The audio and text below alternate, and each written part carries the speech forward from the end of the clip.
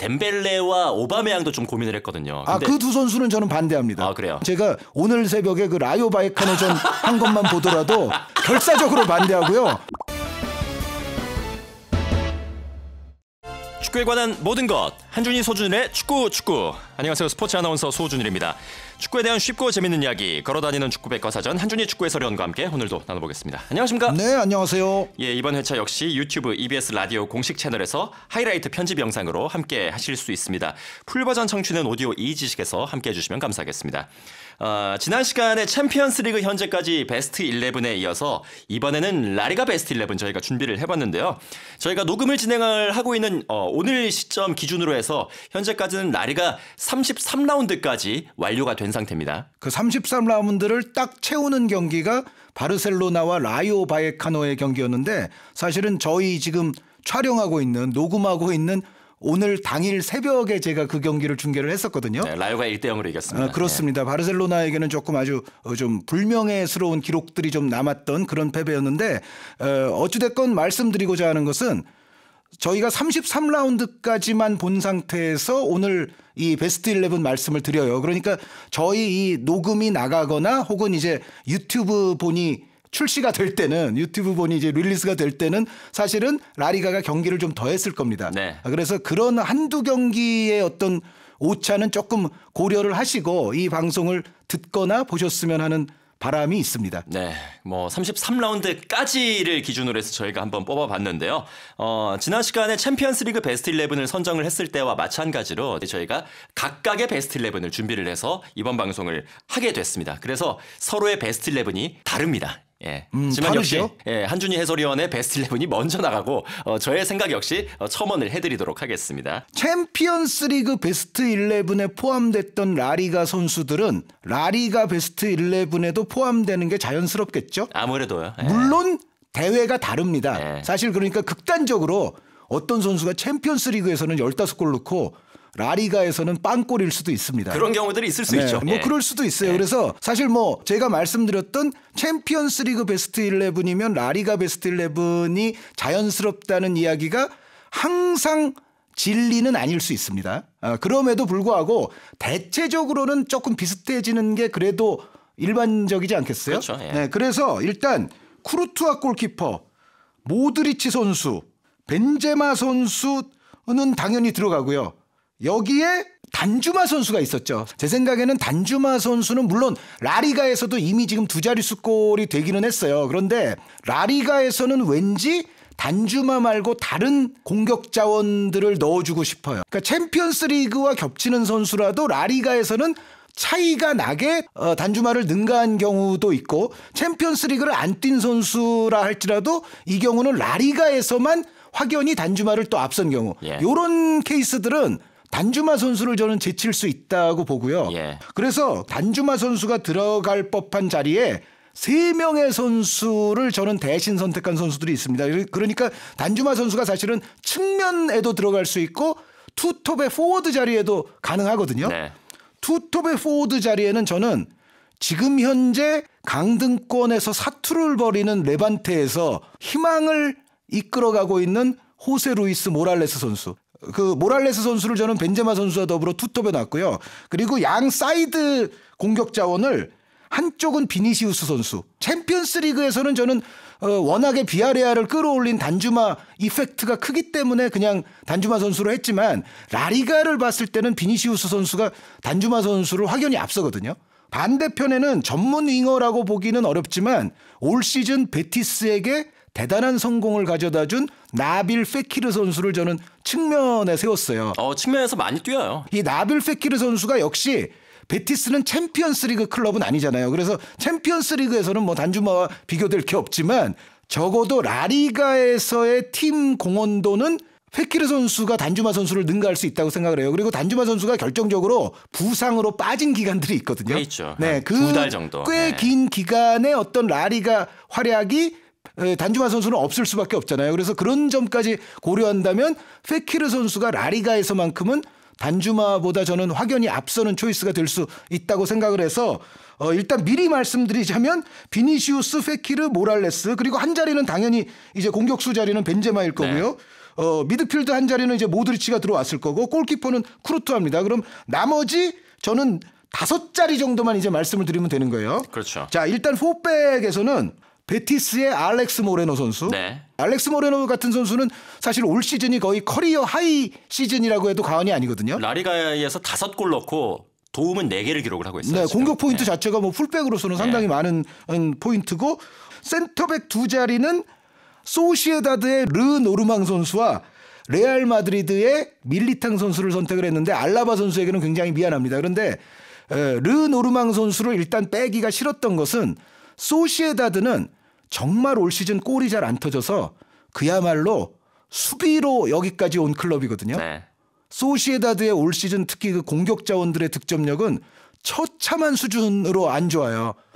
뭐 그게 이삭 선수가 됐건 뭐 쇠를롯 선수가 됐건 포르투 선수가 됐건 심지어 다비드 실바 선수도 지난 시즌 대비 올 시즌은 지난 시즌만큼 꾸준히 하질 못했어요. 그래서 정말로 득점포가 아주 작은 시즌이었는데 그럼에도 불구하고 수비에서 버텨서 소시에다드가 지금 상위권에 있는 거거든요. 네, 뭐 이삭이나 쇠를로트 같은 선수들은 애초에 골을 아주 많이 기대할 수는 그런 없는 선수들인 것 같아요. 아, 근데 생각에는. 이삭 선수는 지난 시즌에는 17골을 터뜨렸어요. 리그에서만. 약간 저는 이삭 선수에 대한 불신이 있습니다. 네, 그거는 이상현상이라고 보는 거죠. 예. 지난 시즌은. 약간 저는 이냐키 윌리엄스과가 아닐까라는 그런 생각도 좀 들긴 해요. 근데 이냐키 윌리엄스는 역으로 이상만큼의 지난 시즌 같은 고점은 없었지만 그런데 그래도 2자릿수 골 언저리는 좀 꾸준히 하는 선수긴 하죠. 그렇죠. 이냐키 선수는 사실은 장기간을 뛰면서. 예. 그래서 이삭 선수와는 약간 저는 캐릭터는 다르게 느껴지는데 어찌됐건 그 소시에다드는 올 시즌 득점포가 너무 부재했고 그것이 사실은 유로파 리그에서도 드러나면서 결국은 유로파 리그에서도 탈락을 하게 됐는데 그 소시에다드를 그래도 버텨냈던 선수가 로빈 르 노르망이라는 생각이고 르 노르망 선수는 제가 중계 때도 가끔 말씀드리지만 프랑스라는 그 국가만 아니면 사실 웬만한 나라에서는 국가대표로 이미 뛰고 있을 수 있는 선수고 그렇죠. 특히 요즘 한두 시즌 동안에 향상이 아주 뚜렷한 선수 가운데 한 명이거든요. 그런데 프랑스가 아시다시피 워낙에 각 포지션별로 선수층이 두꺼워서 이제 프랑스에서는 좀 기회를 얻지 못합니다만 어찌됐건 르 노르망 선수를 저는 포함을 시켰고 그리고 알라바 선수보다는 저는 순수 수비적인 공헌도에 있어서는 그래도 밀리탕 선수가 좀 더 공헌도가 있지 않느냐. 물론 알라바 선수는 밀리탕이 또 못 해내는 거를 해내는 선수이기는 합니다. 빌드업이라든가 뭐 프리킥이라든가 전진이라든가 그런 기술은 알라바 선수가 당연히 밀리탕 선수보다 우위에 있습니다만 저는 그냥 수비수로서 한 명을 선택해봐 그러면은 알라바보다는 그냥 밀리탕을 올 시즌에는 선택을 하고 싶어요. 그래서 밀리탕과 르 노르망이 센터백 라인을 갖췄고 오른쪽은 사실은 왼쪽 풀백에 비해서는 조금은 아주 잘하는 선수를 찾기가 좀 어려워요. 저도 같은 고민을 했습니다. 그러니까 왼쪽은 잘했다고 칭찬받을 만한 선수들이 사실 꽤 많은 시즌이거든요. 근데 오른쪽은 상대적으로 헤수스 나바스 선수라든가 카르바알 선수라든가 뭔가 좀 더 잘했어야 될 선수들이 제 생각에는 풀백으로서의 어떤 고점치와는 저는 약간 거리가 있는 시즌이었다고 생각을 하거든요. 저는 오른쪽 수비수는 오른쪽으로 이제 간간히 나왔던 바르셀로나의 로날드 아라우오 선수로 선정을 했어요. 네. 아라우오 선수가 사실 올 시즌 부상이 또 좀 잦아서 뛴 시간이 아주 긴 건 아닌데 그럼에도 여러 가지 공수양면의 차원에서 아라우오 선수가 바르셀로나의 긍정적인 임팩트는 충분히 저는 행사를 했다고 생각하고 오른쪽 다른 선수 정말 전문적인 오른쪽 풀백들 가운데 아주 뚜렷한 초이스가 없다면 저는 아라우오를 본업은 센터백이라고 봐야 되지만 그래도 오른쪽을 또 뛰는 선수니까 그리고 특히 우루과이 국가대표팀에서는 오른쪽으로 나오거든요. 그래서 어떻게 보면 이제 손흥민 선수와 맞닥뜨릴 수 있는 그런 위치의 선수인데 저는 그냥 아라우오 선수 넣어주면서 오른쪽도 이렇게 되면 어느 정도 해결이 가능해서 아라우오 선수를 이제 포함을 시켰고 마지막으로 저의 이제 중앙 미드필드가 남았거든요. 중앙 미드필드는 비아레알의 에티엔 카푸에 선수 주겠습니다. 오, 바뀌었네요. 네. 저는 프랭키 더용 선수도 생각을 하고 했었는데 원래는 그랬었죠. 네, 그 동료인 사실은 파레오 선수도 충분히 자격이 맞아요. 있어요. 그리고 발렌시아 팬들은 아마 카를로스 솔레르 선수가 들어가는 게 적합하다고 생각하실지도 모르겠어요. 2시즌 연속 굉장히 잘하고 있습니다. 네, 공격 포인트 자체도 아주 많은 시즌이고 발렌시아의 중원 그 자체라고 할 수 있을 정도로 사실은 올 시즌에는 영향력도 꽤 컸다는 생각인데 그럼에도 카푸에 선수가 한번 조명을 받아야 된다는 생각을 저는 반드시 하고 있어요. 그러니까 비아레알의 경기를 유심히 보시면 카푸에 선수가 정말 좋은 쪽으로 눈에 많이 띕니다. 그러니까요. 이게 비아레알의 중원이라면 역시 파레오가 가장 먼저 이름이 기억이 나고 눈에 띄기가 쉬운데 그래도 카푸에가 그거보단 조금 더 아래쪽에서 더 중요한 역할들, 더 1차적인 역할들을 잘해주고 있다는 그런 생각입니다. 축구를 굉장히 잘해요. 네. 그러니까 카푸에 선수가 지금 카푸에 선수도 사실 연령이 적지 않거든요. 그런데 카푸에 선수 활약을 볼 때 저는 이제 어떤 선수가 연상이 되냐면 올 시즌에는 부상으로 굉장히 많이 빠져 있었는데 지난 시즌까지만 하더라도 라리가 베스트 11 꼽을 때 반드시 포함시킬 만한 선수거든요. 세비야의 페르난두 선수. 네. 페르난두 선수가 사실은 세비야의 다른 중앙 미드필더 예를 들어 뭐 이반 라키티치 같은 선수에 비하면 스타가 아니잖아요. 그럼에도 불구하고 저는 세비야 현재 시스템에서 페르난두가 중요해 이반 라키티치가 중요해 그러면 라키티치 선수에게는 굉장히 미안하지만 페르난두가 사실은 더 중요한 선수라고 답하고 싶어요. 그러니까 비아레알에서도 파레오가 더 중요해 카푸에가 더 중요해라고 물으면 물론 파레오 선수가 결정적인 찬스 메이킹이나 어시스트 해준 것도 굉장히 많기는 하거든요. 근데 그럼에도 불구하고 둘 중에 정말 누구 선택할래? 그러면은 백지 반의 반장이라도 저는 카푸에가 더 중요할 수 있다. 예. 그만큼 그러니까 후방에서 수비를 해주면서 기본적인 볼의 배급도 맡아주고 기회가 나면 또 전진을 하거나 침투를 해서 공격 지역에서 또 좋은 상황까지도 만들어주고 그러니까 수비형 미드필더 후방 플레이메이커 심지어 박스 투 박스의 역할까지도 전담하는 제가 봤을 때는 비아레알의 미드필드에서 가장 다재다능한 선수는 저는 카푸에 선수라고 생각을 하거든요. 이 선수도 어떻게 보면 실력에 비해서는 국가대표 횟수가 그렇게 많지 않은 채로 지금 나이를 많이 먹기는 했지만 어떤 의미에서는 요즘 이제 챔피언스 리그나 이런 라리가를 통해서 진가를 드러내면서 제3의 전성기를 지금 달리고 있다는 생각이에요. 그래서 저는 카푸에 선수를 꼭 이런 자리에 한번 포함을 시켜주고 싶어서 어쨌든 저의 결론은 그렇게 되면 쿠르투아, 알렉스 모레노, 밀리탕, 로빈 르노르망, 아라우오, 비니시우스, 카푸에, 모드리치, 페키르, 벤제마, 호세 루이스, AJ 모랄레스 선수. 네. 네, 이렇게 결정을 했습니다. 예, 이렇게 한준희 해설위원의 베스트 11을 살펴봤고요. 저도 뭐 비슷한 그러니까 똑같은 선수들이 뽑힌 자리도 있고 약간 좀 다른 자리들도 있는데 결론적으로 말씀을 일단 드리기 전에 저의 그 선정 기준에 대해서 말씀을 드리자면 골키퍼, 수비수, 미드필더 그리고 공격수까지 이렇게 4단계로 구분은 해놨지만 세부적으로 뭐 좌우 위치라든지 중원의 공수 밸런스 그러니까 뭐 한 명을 좀 공격적인 미드필더를 뽑았다면 한 명은 좀 수비적인 미드필더로 뽑는 이런 거까지는 세세하게는 살펴보진 않았습니다. 보통 이제 베스트 11 선정할 때는 예. 사실은 좀 공격적인 라인업이 될 수밖에 없어요. 맞아요. 예. 그러니까 전문 수비형 미드필더라든가 뭐 센터백이라든가 이런 선수들이 좀 손해를 보는 경우들이 사실은 베스트 11 선정에서는 종종 나옵니다. 그렇죠. 네. 예. 그래서 4-4-2 포메이션으로 뽑아봤는데요.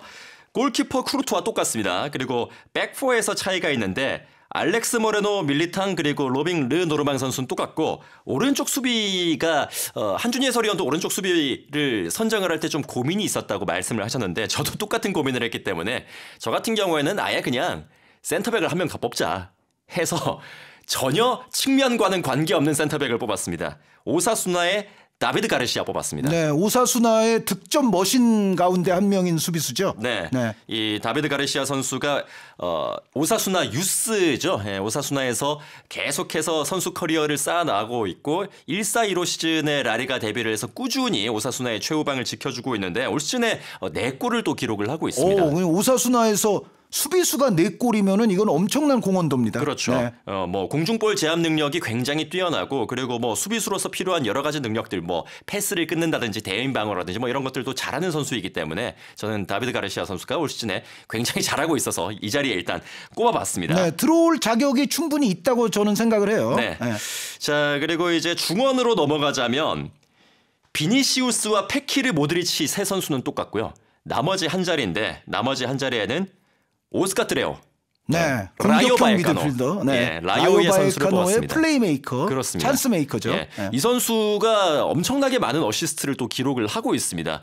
라리가에서 탑3에 들법한 그런 어시스트 머신으로서의 활약을 보여주고 있는데 사실 뭐 라이오의 경기력을 생각을 해본다면 왼쪽과 오른쪽에 그 엄청나게 빠르고 강렬한 공격이 인상적이기 때문에 이쪽에서 많은 공격 작업들이 이루어지긴 합니다만 그런 만큼 중원에서 그 공간들이 좀 나잖아요. 그 좋은 공간을 오스카 트레오 선수가 정말 잘 찾아가는 것 같아요. 그래서 거기서 연결받아서 결정적인 패스를 찔러준다든지 본인이 득점을 한다든지 이렇게 해서 라이오의 공격에 굉장히 중요한 연결고리 역할을 해주고 있다는 생각에 저는 트레오 선수를 뽑아왔습니다. 사실은 오스카 트레오 선수가 약간 고전적인 플레이메이커 공격형 미드필더 같으면서도 그렇다고 현대 축구에서 안 통하지 않는다는 것을 오스카 트레오 선수가 올 시즌에 아주 잘 보여주고 있거든요. 그렇죠. 트레오 선수가 그런 공격적인 기여만 하는 게 아니라 1차 저지선으로의 역할도 정말 잘해주거든요. 네, 그러니까 시즌 전체로 봤을 땐 물론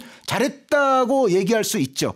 그런데 다만 베스트 11에 들기에는 조금 한 1%. 네네. 트레오 선수가 그러니까 그 라이오가 13경기 연속 무승하는 동안 그 기간 동안에 예를 들어 뭐 공격 포인트를 한 서너 개만 추가를 해줬어도 저는 이 선수부터 뽑았을 수도 있는데 네. 약간 한 1% 차이로 좀 저에게서는 제외된 거 아닌가. 그렇습니다. 뭐 이 선수의 그런 활약이 없었다면 사실 라이오가 강등권에서 내내 좀 고전을 했을지도 모르는데 물론 그 무승의 기간이 굉장히 길어서 강등권과 가까워진 건 사실인데 그래도 아직까지는 조금은 더 안전한 위치에 있을 수 있는 거는 트레오 선수의 그런 공격 포인트들 덕분이 아닌가라는 그런 생각이 좀 듭니다.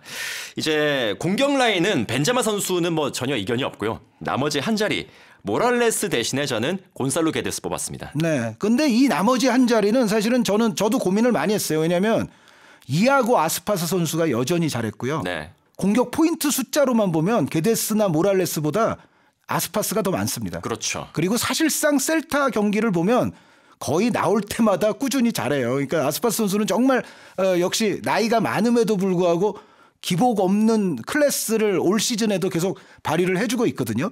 그리고 사실 아까 그 말씀드렸던 비니시우스나 페키르에 비해서 밀렸다고 이야기하는 단주마 선수를 이 자리에 넣을 수도 있어요.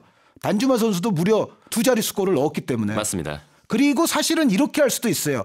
그 소준일 아나운서의 팀인 그 아틀레티코 선수가 지금 너무 없잖아요. 이 선수 넣어야죠. 그러니까 조앙 펠릭스나 야닉 카라스코는 저는 상황에 따라서는 구제해주고 싶기도 하거든요. 그런데 조앙 펠릭스 선수가 결정적으로 이 페드리 선수와 더불어서 이제 애석상을 줘야 되는데 뛴 시간이 너무 짧아졌어요. 풀타임을 좀 처음부터 주면 어땠을까? 네, 그러니까 네. 처음부터도 조금 기회가 적었고 또 중간중간에 부상이 있었는데다가 지금 시즌 말에 와서 또 이르게 또 시즌을 접게 됐거든요. 근데 그거는 사실 페드리 선수도 마찬가지죠. 페드리 선수가 원래는 미드필드에서 1번이죠. 원래 그래야 하는데 네, 원래는 그래요. 예. 원래는 그런데 늦게 시즌을 출발해서 일찍 시즌을 끝냈기 때문에 그 사이의 임팩트는 정말 이루 말할 수 없이 크지만 그것만으로 시즌을 전체적으로 뛴 선수들을 제외하고 페드리 선수를 넣기에는 조금 그랬어요. 저도 똑같은 이유로 그래서 약간 전방에서 고민을 했던 선수 중에 하나가 덴벨레와 오바메양도 좀 고민을 했거든요. 근데 그 두 선수는 저는 반대합니다. 아, 그래요? 네, 덴벨레 선수, 오바메양 선수는 제가 오늘 새벽에 그 라이오 바이카노전 한 것만 보더라도 이 선수들은 결사적으로 반대하고요. 그러니까 저는 고민했습니다. 제가 말씀드리려던 거는 이거였어요. 네.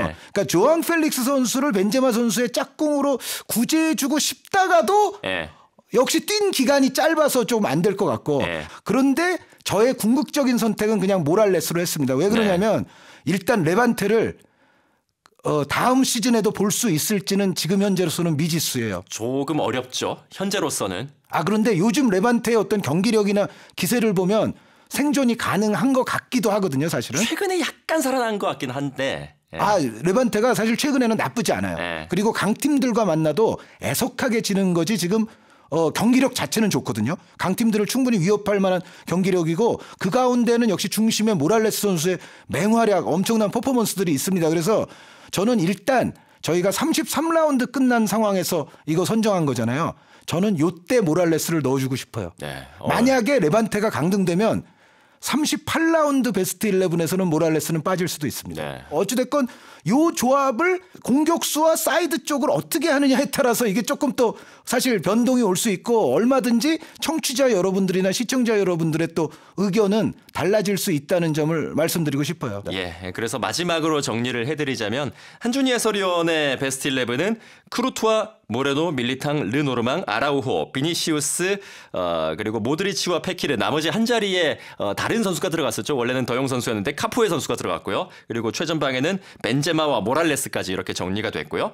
저는 크루투아와 모레노, 밀리탕, 르노르망, 다비드 가르시아, 비니시우스, 트레호, 모드리치, 페키르 그리고 벤제마와 게데스 선수까지 이렇게 뽑아봤습니다.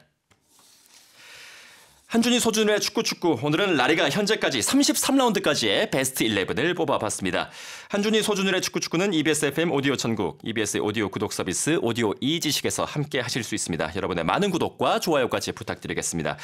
지금까지 저는 스포츠 아나운서 소준일 그리고 한준희 축구 해설위원과 함께했습니다. 수고하셨습니다. 네, 감사합니다. 유튜브